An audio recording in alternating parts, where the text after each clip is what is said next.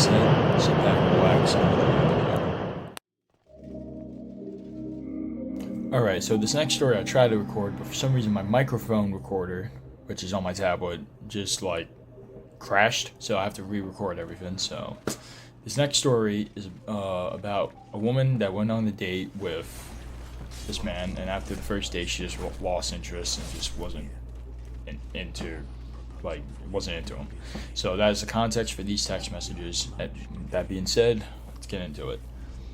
It just kind of sucks because you seemed so down during the texting before we met. When we met, the whole day felt amazing, and then after for a day, it was fine. But all of a sudden, it's like you hit a switch. If I would have known you didn't want to try anything serious and just wanted to spend the day with another male, I would have treated it as a date, in quotation marks, and with everything I did for you to have a good first date together. I know you finally told me 2 days after our date that you didn't want anything serious, but I still feel pretty dumb setting my expectations so high, so I can't be upset at you. I won't take a wild guess that he is upset with her, because judging by the fact that he sent 3 paragraphs of text, like 3 different text messages that are paragraphs, and none of them have a response on it. So yes, I'm going to take a wild guess that he is indeed upset. And then the next message, set of messages says, so I was writing you to know that I missed you after the first date is too much. Yes, after the first date, especially if you guys are pretty much strangers, telling someone that you missed them, even though you barely know them, is kind of weird, but I progress. And saying you need to eat because I care about you even though we just met is too much. I don't know like what he means by you need to eat, but I don't know, maybe she was too, maybe in his eyes she was too skinny, so she needed a Big Mac, and I don't know, like, what do you mean by you need to eat? I don't know the context behind that. That's such a shitty way to see things coming from another person. A random person can't care or ask about your well-being. You told me you weren't a call person after I had called you, and I guess that's just her name, that I won't add up. And when I said, do you have a boyfriend, I wasn't accusing you, I was simply making sure you didn't have one. And that's the right thing to do, and to confirm before you continue to meet someone. And that is the right thing to do. That is, it's always like, you know, you don't want to be, like, for men and women, you don't want to be like the mistress or whatever it's called for guys. I don't know what it's called, but, or like, you know, you just want to make sure that, like, hey, like, I don't want to overstep anything. Like, if you have a boyfriend, let me know. Like there's nothing wrong with that. So that is true, but once again, we don't know the full context behind this, so he probably asked it in like a weird way, but we don't know. I was simply making sure you didn't have. Okay, I already read that. I'm sorry I caught feelings for you way too soon. You used the wrong form of two, by the way. But anyway, but that's not the way to handle this. You can't blame and talk down on the male for catching feelings for a woman they think is.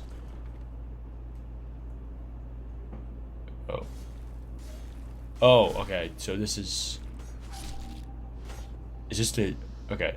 So it looks like she put these text messages in backwards, because like this must be before everything.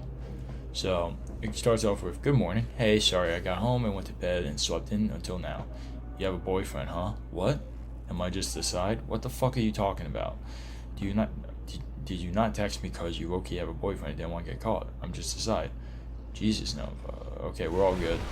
And once again, I don't really say anything wrong with that. It is kind of like a weird thing just to randomly say, but he was just making sure. Like, you know, some people are awkward that way. Well, I don't know if that's the way I would have. Okay, yeah. That was the context that she just showed. Okay, now we're back to the other text messages. So a woman they think is worth your. Women they think is worth. You have a male willing to drive you over an hour to see you and take you on dates, willing to spend there 3 days and make sure you don't pay for a single thing for the entire day. But that's too much. Not too much, but you just seem clingy. Like, nobody likes that. Like unfortunately, like, yeah, that is a huge problem that some people just cannot control. But like, being clingy is just like that, to me, is just the worst. Especially if you don't want to hurt the clingy person's feelings. Like, I completely understand why no one would want anything to do with that. don't understand. A male like me will do all that. Buy you flowers and take care of purchasing everything, and ask to make sure you simply eaten because they simply care. Miss you because they enjoyed the first date, but that's too much. Yet if I wouldn't have done any of that, it wouldn't have been enough. That's not the problem. The problem is that you're already viewing her. It's the same problem with the last text message, like the last story we went over. Like, these dudes are just going into it thinking like, because you went on one date with this girl, that automatically means like, oh, this is gonna be my girlfriend, this is gonna be my wife. Like they automatically view them as the one. And this goes for like it's not just men that do this, even though most, unfortunately, yes, a lot of guys do this, but like some girls do this too. Like, it's just a natural human thing that like people, like, it's a natural problem that us humans have. But back to it. I guess you really can't care too much about someone you just met because they will simply just think it's too much. It is too much. It's not that they think it's too much. That is too much. You just met them. Instead of appreciating the fact that someone else can appreciate them as much as they do themselves.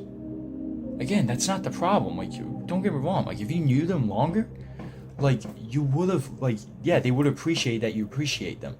But that's, like, the problem is that you're doing this way too soon. You don't know them. But, my God. But you don't have to hide your story from me either. I just need my jacket back. This is what I get from getting first date flowers and caring way too much. Again, you're using the wrong form of two. Like, it's, my God, man. Like, what is wrong with this dude? Just so that they don't appreciate it? I understand we just met, but you can't let me try and care for you and do things the right way. Man, this guy is not even just clingy anymore. He's obsessed and clingy. It seems like. I'm sorry, but that's just how I raised myself. You have a male sitting here letting you know he wants to continue to show you and treat a woman the right way, the correct way. I just added that. And take her on actual dates the way things should be. Oh, okay, this image is not loading. Hold on, people. Oh boy. Okay.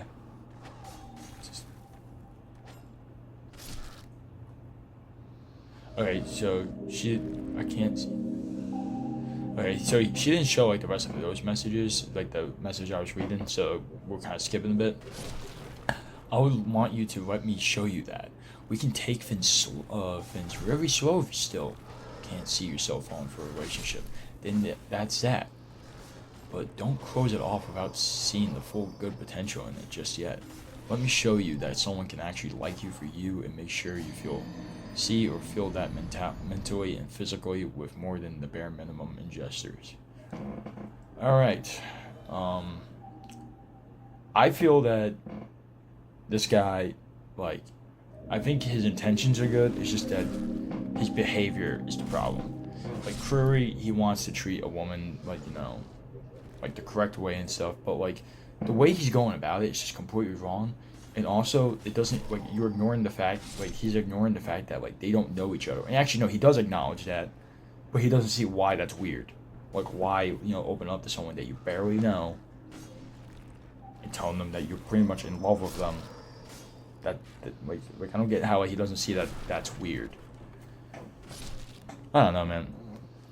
To be honest, like, it's, like, the thing is, I know that this is common. Like, this is a very common thing, and it's just, I think it's called, like, love bombing. And it's, unfortunately, like, it's a very common problem. Like, and it's just that this guy is just obsessed and clingy. Like, it's like the worst combination. And, like, granted, I guess clingy technically means obsessed, but he's just in love with, like, the idea of this person, even though he barely knows her. And we're automatically sees her as, this is my wife. But anyway, that's it for this story. Alright, so this story was posted about 17 hours ago, and it's called Childhood Story I Cannot Stop Thinking About. So, the The context that this person gives is that they're American and their family traveled to Australia to visit family members, and they were. And then it goes on to say, I was very young, and when the story takes place, probably around 7 or 8 years old. And I still think about it to this day. For this particular story, my family and I were staying at a hotel in Sydney, Australia, while my dad went to the gym. My mom and I decided we can go check out the hotel's pool. We had no idea what the floor of the pool was on, so when a random worker in the hall asked if we needed help, my mom replied and said, we're looking for the pool. He then said he would take us there and asked us to follow him to the elevators. Once we were in the elevator, he clicked on the one at the very top floor buttons. We didn't think anything of it, and when the doors opened, me and my mom both got out of the elevator soon saw that man did not follow us. The doors closed rather quickly behind us, and we soon realized we were in a tiny concrete room that had a loud noise and 2 headphones on the wall. We had to step off the elevator because you couldn't see what was around the corner, and it was just more of a tiny room that was completely concrete with nothing but a weird sign on the wall. Oh wait. Along with the headphones. And we realized this must have been a mistake, and when we clicked on the elevator button, we saw there was no button to get back on the elevator. Thankfully, there was a door off to the side that went to a stairwell, and this was a very high-rise hotel. We began heading down the flights of stairs and tried to open every single door to see where it led.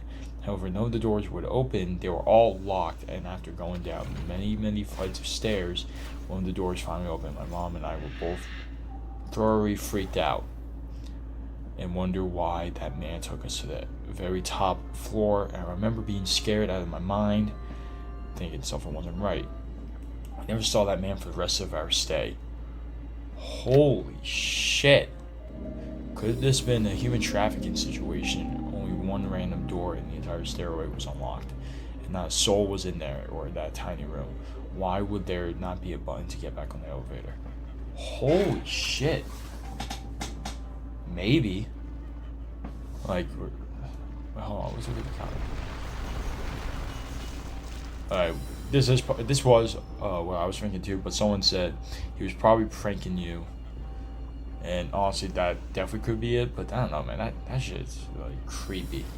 I had something similar happen to my niece and I in her enormous. This is another comment. To my niece and I in an enormous parking garage. Not the result of a stranger leading us out, but we got completely disoriented and ended up in a stairway full of stairs and doors that didn't open. By the time we found the door that would open, it was a basement. We were able to take the elevator from the basement, but we didn't know which level of the parking garage we were parked on. So, okay, maybe that one's a little different because it's not like a dude. Like, that is crazy. So I don't know. Could be. I don't know. I think honestly, most likely, it was just some guy just being like an asshole, and he was just like, all right, we're gonna just prank these people. But I don't know, man. The headphone on the wall and stuff. That sounds like. It legit sounds like something from like those human trafficking stories on like the news and shit, like how they go people. I don't know. But yeah. Let's find another story. Alright, so this next story, some people are calling fish paste on it, and I haven't read it yet. But it's called I've been married for 3 years and I've never seen my wife without makeup, and yesterday I forced her to wash it off. Now, that is quite a title, I'm not gonna lie. It's 2 days old. I'm not gonna jump to conclusions yet, but here we go. I know how that sounds, but hear me out. I've been married to my wife for 3 years, and all that time I've never seen her without makeup, and not once. Not in the morning, not late at night, not even when she's sick. At first I thought it was just a habit. Some people care a lot about how they look. I didn't question it. But then I started noticing things. Every night she applies this liquid. For anyone else, it smells strong, almost chemical, nothing like skincare. During the day, she constantly touches up her face, not casually, urgently, like something bad will happen if she waits too long. Yesterday we were at a gathering, and when she suddenly froze, she grabbed her face and her breathing got fast. I asked what was wrong. She said, "It's nothing, my skin's too delicate." Then she rushed to the bathroom. I followed her without her nosing. And I know that sounds bad, but something felt off. I watched her pull out a small bottle from her bag and apply it to her face. Within minutes, her breathing slowed and she looked completely normal again. And that was the moment I knew she was hiding something. Alright, this sounds like something from that movie, The Substance. Like, I don't know, I haven't seen it, but like, there she's constantly trying to look good. This sounds very fake so far. I'm gonna be honest. This seems very, like, I don't know. It seems very fake. But that was later that night, we were dancing. The same thing happened. She suddenly said her makeup smudged and rushed off again. So I did something I'm not proud of. When we got home, I went to the room while she was in the shower, opened the drawer, and found the bottle. The smell hit me immediately, strong, sharp, almost burning, nothing like any cosmetic I've ever smelled. The next morning, I decided I needed answers. She was standing in front of the mirror, putting on lipstick. When I walked in, I placed the bowl in her face to wash in front of her. She looked at me and said, "What are you doing?" I told her, "I want to see her real face." She didn't want to. We argued for a bit, but I didn't back down. Eventually, she sighed, tied her hair back, and leaned over the sink. She washed her face slowly, like she was delaying the inevitable. My heart was pounding. After everything I've seen, I was expecting something shocking, scars, condition, or anything. She lifted her head, nothing changed. Her face looked the exact same, perfect, smooth, flawless, exactly how it always does. I just stood there confused. I asked her, "Did you even take it off?" She looked at me in the mirror and said, "This is my real face." That made no sense. I told her that the bottle, the smell, the way she keeps re-applying it, she went quick for a few seconds. Then she turned to me and said, "That I can't stop thinking about. It keeps it this way." I asked her what she meant. She smiled and said I shouldn't have gone through her fins. I didn't know what to think anymore. If this is your real face, then what exactly is that liquid doing? And why does she need it so badly? This story is fake. Like, you know, she's acting all creepy at the end, like saying stuff like, "You shouldn't have gone through my fins," and like smiling. This shit is so fake.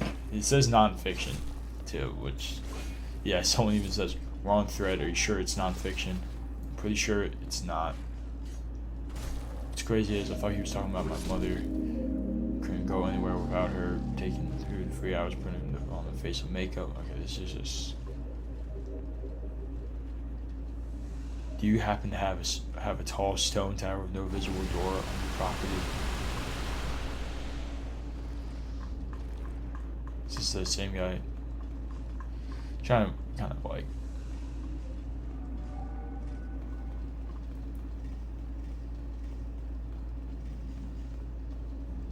Yeah, apparently this guy's like known for like making like these fake horror stories, which I don't care, man. It's pretty well read, but like, I don't know why you gotta make it non-fiction. But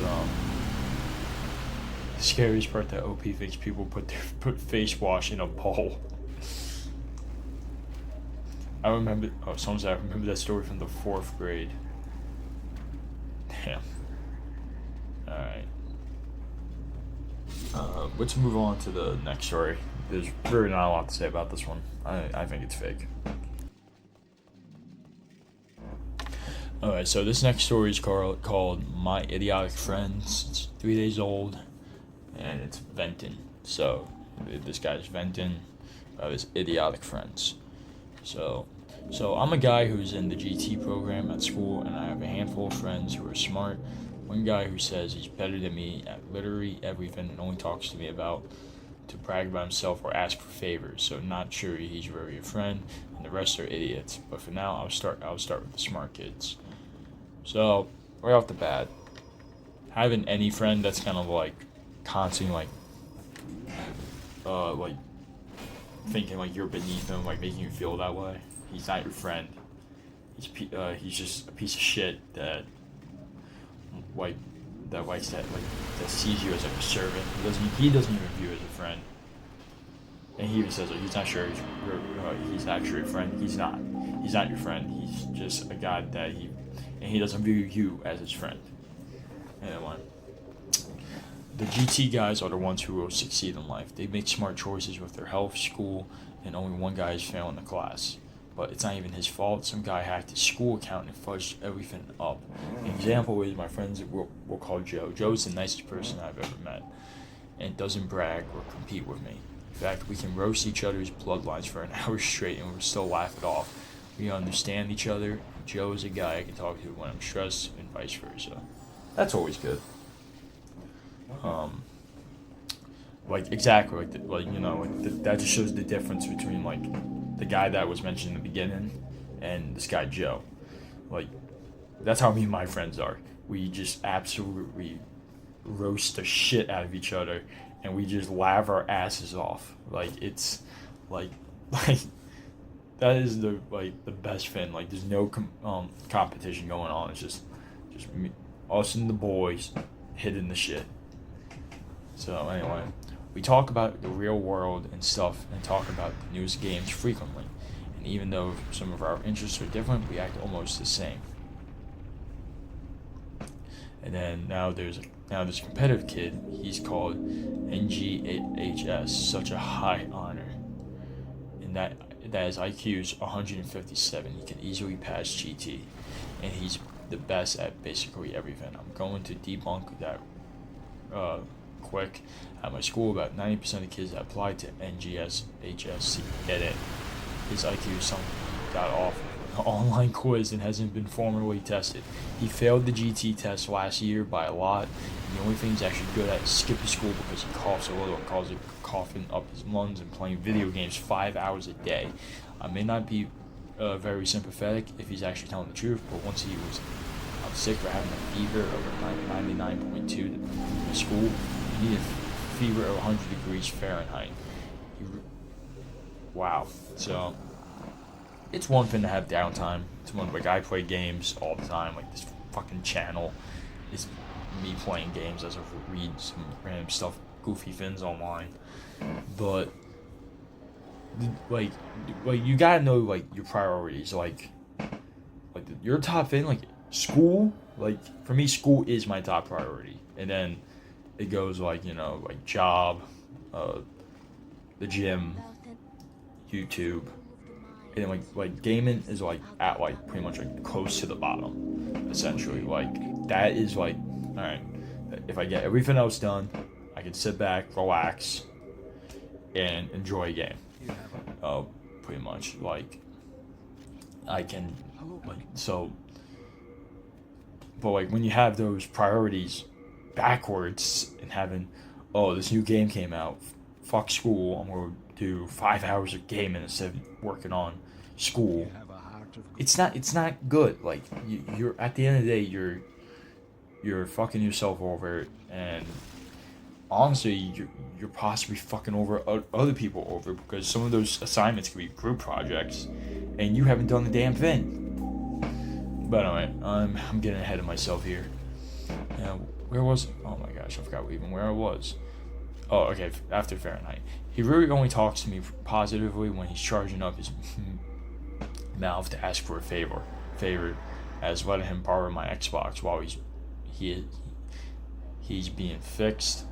I still haven't gotten it back, by the way. Wait, borrow his. So wait, you tell me that this motherfucker just took your Xbox? Like, dude, like, I don't care. I love my friends, but like, if he asks, "Hey, can I borrow my Xbox?" I'll be like, "Fuck no." Get yours fixed. Like, I mean, like, I don't even let my friends borrow games, and I know that's more common. Like who the fuck borrows an Xbox? I don't know. Maybe I'm weird for saying that, but I would not give that motherfucker my Xbox, especially if you know that he broke his. I still haven't gotten it back, by the way, so when I ask him to give it back, he better not have it broken or lost it. I spent $800 on it, with the games more than 1,000. I don't understand why his parents have given him the PC of my dreams. That PC bill cost $4,000, and he could easily run any game in streams. Meanwhile, I have a laptop that can barely run GTA 3 at 60 FPS, and almost broken Logitech mouse. Alright. I don't want to like assume things, but that seems a little bit more jealousy. Like, those aren't your parents. Like, they bought him a PC because they know that he's a fucking PC gamer. So he's, or they're not PC gamer, like a true gamer. So like, they're like, all right, let's get him this PC. So it's not like you know he's your brother or something. It's like, oh, like you asked for one fin and then your brother gets the fin that you wanted. No, it's like two different families. Like, I think that's a little bit of jealousy on the writer of this, but once again, that's not very important. On the other hand, my IQ is 143, which was formally tested. I'm not in NGHS because I never applied, and I haven't missed a school day since January for a bad flu. In fact, I haven't been badly sick for 4 years. I only got sick in January because I made a stupid mistake of wearing a t-shirt and shorts in a cold weather. Which that brings up something that like I just don't get, is like, why like there's some people I see that like wear like shorts and a t-shirt when it's like 12 degrees out here. Like where I live, like cold, like it's cold kind of often. Like even when it's like summertime, it's still like 60 degrees out. So like there's motherfuckers I see that just wear a t-shirt and shorts, and I'm just like, dude, like, are you trying to like make it like that you're tough, that you can handle the cold? No, dude, you just look stupid. Anyway, that's a off tangent rant. So now he says, now we have the idiots. So wait, those weren't the idiots before. That was just a guy being an asshole. These guys are dumb, or just dumb. If they don't change their act, they'll be male strippers. They crack homophobic jokes. They love to talk about sex. They have a C in at least one class, and their average was slightly below on the state's testing scale. A Neanderthal would beat them in chest. This guy is going off, and these guys play Minecraft all of class and then do the assignments. When they get home using ChatGPT afterwards, play Roblox, steal a brain rot until we go to bed. I'll give you an example. We'll call him Bob. Bob's not making good choices. If I were to guess his IQ, it would be in the 90s, and doesn't know when it's not his turn to talk. He doesn't do his assignments. He calls himself non-brain rotted, despite the fact all I hear is 6'7" and Adam abuse. I think I should stop being friends with Bob. What do you think I should do? Should I keep my friends, like, go some, or talk to a lot of them? Alright. So, first things first, I think you should drop the guy that's like, that borrowed your Xbox and he's not giving it back. You should obviously drop that guy right off the fucking bat. The guy seems like an asshole. But, I mean, the dumb friends, like, I don't know, like, depends on, like, if they're affecting you. Like, are they making you dumb? Like, it's like, well, what, like, why? It's not like it's hurt anyone, but I will say that using 6'7" is, pretty, that's pretty pathetic. Maybe you should drop them. Nah, I'm kidding. I don't know. It's nothing wrong having dumb friends. If they're good people, then why drop them? And then, someone commented, honorable people associate with other honorable people, which is true. But, yeah, that's it for this story. Let's move on to the next one.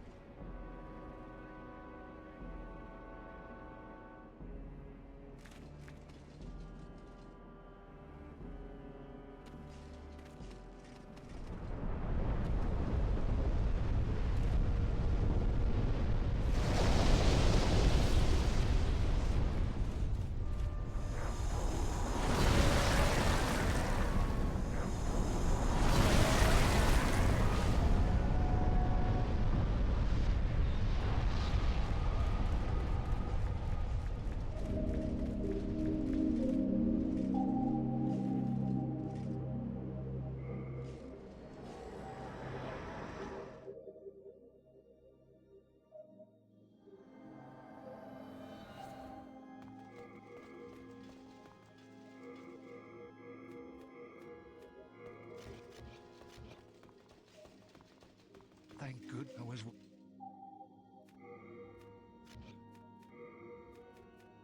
Alright everyone, that's all the stories for tonight. So if you enjoyed videos like this, make sure you like, comment, and subscribe. And I think that's going to do it for me, guys. And I'll catch you guys later. Good night, everyone.